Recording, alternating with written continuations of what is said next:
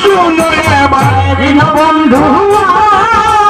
তপন বাবু এই আসরে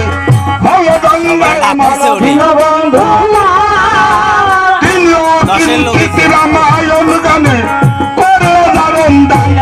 বন্ধু